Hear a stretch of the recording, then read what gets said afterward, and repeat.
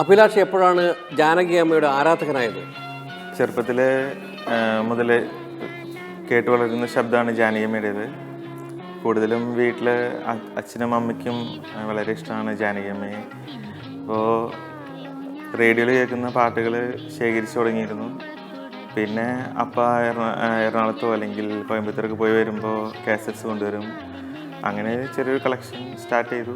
ജാനകി അമ്മയുടെ എത്ര പാട്ടുകൾ കയ്യിലുണ്ട്? അത് ഏത് രൂപത്തിലാണ് ഉള്ളത്? ഏകദേശം ഒരു 10,000+ ജാനകിയമ്മയുടെ പാട്ടുകൾ മാത്രം. ഇപ്പം എല്ലാം CD-യിലും അമ്മയുടെ ഹാർഡ് ഡിസ്കിലും ഒക്കെ കോപ്പി ചെയ്ത് സൂക്ഷിച്ചു വെച്ചിട്ടുണ്ട്. ജാനകി അമ്മയുടെ ഇതുവരെയുള്ള ഏതെല്ലാം ഭാഷയിലെ പാട്ടുകൾ കയ്യിലുണ്ട്? മലയാളം, തമിഴ്, തെലുങ്ക്, കന്നഡ, തുളു, ഹിന്ദി, സൗരാഷ്ട്ര, ബഡൂഗ, ജാപ്പനീസ്, ജർമ്മൻ, പഞ്ചാബി സോങ്സൊക്കെ കയ്യിലുണ്ട്.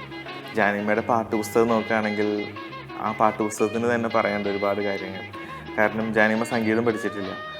സാധാരണ സംഗീതം പഠിച്ച ആൾക്കാർക്കാണെങ്കിൽ അതിൻ്റെ നൊട്ടേഷൻസൊക്കെ കാര്യങ്ങളൊക്കെ അതിനകത്ത് തിരിച്ച് പറയാൻ പറ്റും.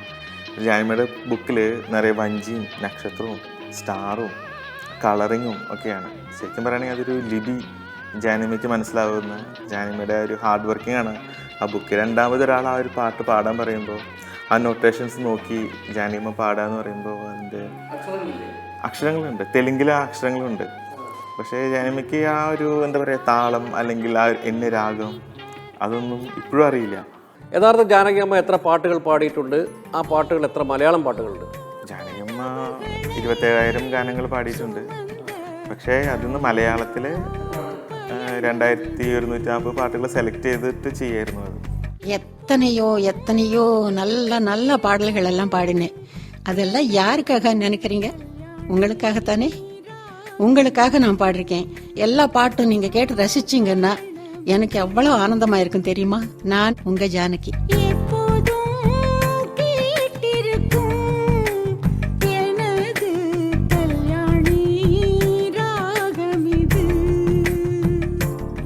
അഭിലാഷ് 10 വർഷത്തെ തുടർച്ചയായ പ്രയത്നം കൊണ്ട് ഒരു പുസ്തകം പ്രസിദ്ധീകരിക്കുന്നു, അല്ലെങ്കിൽ പുസ്തകം എഴുതി കഴിഞ്ഞു. ഒരു നല്ലൊരു വർക്കാണ്. കാരണം ഒരു റിസർച്ചാണ്. കാരണം എന്തൊക്കെയാണ്, ആരൊക്കെയാണ് പോയി കണ്ടത്, എങ്ങനെയാണ് അതിൻ്റെ അനുഭവം? ജാനകിയമ്മയുടെ പാട്ടുകളെ കുറിച്ച് ഒരു പുസ്തകം. അതെന്ന് വെച്ച് കഴിഞ്ഞാൽ 92 ചാപ്റ്ററായിട്ട് തിരിച്ചിട്ടുണ്ട്. ജാനകിയമ്മയൊപ്പം വർക്ക് ചെയ്തിട്ടുള്ള സംഗീത സംവിധായകർ, ഗാനരചയിതാക്കൾ, അഭിനേതാക്കൾ, സ്റ്റുഡിയോ, അങ്ങനെയൊക്കെയുള്ള അവരെയൊക്കെ കുറേ പേരൊക്കെ നേരിട്ട് പോയി കണ്ടും ഫോൺ വിളിച്ചും അവരെ നിന്നൊക്കെ ഇൻഫർമേഷൻസ് എടുത്ത് ഓരോ പാട്ടിനെ കുറിച്ചും ഓരോ റെക്കോർഡിങ് സിറ്റുവേഷൻസ്, കഥകൾ. അപ്പോൾ 2,140 സെലക്റ്റീവ് സ്റ്റോറീസ്. ഓരോ പ്രാവശ്യം വെക്കേഷന് പോകുമ്പോഴും അതിനോടനുബന്ധമായ ആൾക്കാരെ നേരിട്ട് പോയി കണ്ട് അവരെ നിന്നൊക്കെ വോയിസും അതുമാതിരി വിഷ്വൽസും ഒക്കെ എടുക്കുമായിരുന്നു. അതിന് മുമ്പേ ഞാൻ പ്രിപ്പയർ ചെയ്തിട്ട് പോകും. അന്നാളെ കാണാൻ പോകുമ്പോൾ ഇത്ര പാട്ടുകളെ കുറിച്ച് ചോദിക്കാനുണ്ട് എന്നുള്ള കാര്യങ്ങളൊക്കെ. അഭിലാഷിന്റെ കല്യാണം ഈ അടുത്ത കാലത്താണല്ലോ നടന്നത്. ജാനകി അമ്മ വന്നിരുന്നു ആ കല്യാണത്തിന്? കോഴിക്കോട് തളി ഗായത്രി കല്യാണ മണ്ഡപം, അവിടെയായിരുന്നു കല്യാണം. അപ്പോൾ തലേ ദിവസം പുള്ളി വന്നു. അത് ശരിക്കും പുള്ളിക്ക് തീരെ സുഖമില്ല, സംസാരിക്കാൻ പോലും പറ്റില്ലായിരുന്നു. പക്ഷേ പുള്ളി തലേദിവസം എത്തി. അതും എന്താ പറയുക, ഒറ്റയ്ക്ക് വരാൻ പറ്റില്ല. അപ്പോൾ ഹൈദരാബാദിൽ നിന്ന് നേരിട്ട് കൊച്ചിൻ ഫ്ലൈറ്റ് ഇല്ല. പുള്ളി ഹൈദരാബാദ്, ചെന്നൈയിൽ നിന്ന് ഒരു ഫാനിനെ വിളിച്ച് അവർ രണ്ടുപേരും ഒരുമിച്ച് കോഴിക്കോട് വരികയാണ്.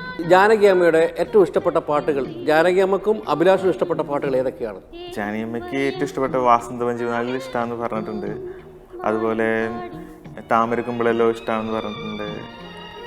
ഒരു വട്ടം കൂടി എന്നെ ഓർമ്മകൾ നെയ്യുന്ന ചില്ലിലെ പാട്ട്, പിന്നെ നാഷണൽ അവാർഡ് കിട്ടിയ ഏറ്റുമാനൂർ അമ്പലത്തിൽ എന്നുള്ള പാട്ട്. ഇനി ജാനകി അമ്മക്ക് അർപ്പിക്കുന്ന പൂജാ പുഷ്പം എന്താണ്? ജാനകിയുടെ പേഴ്സണൽ ലൈഫും കാര്യങ്ങളൊക്കെ വെച്ചിട്ട് ഒരു എന്താ പറയുക, ഒരു ചെറിയൊരു ആത്മകഥ പോലെ ഒരു ചെറിയ സാധനം ജാനകിയമ്മനെ സഹായിക്കണമെന്നുണ്ട്.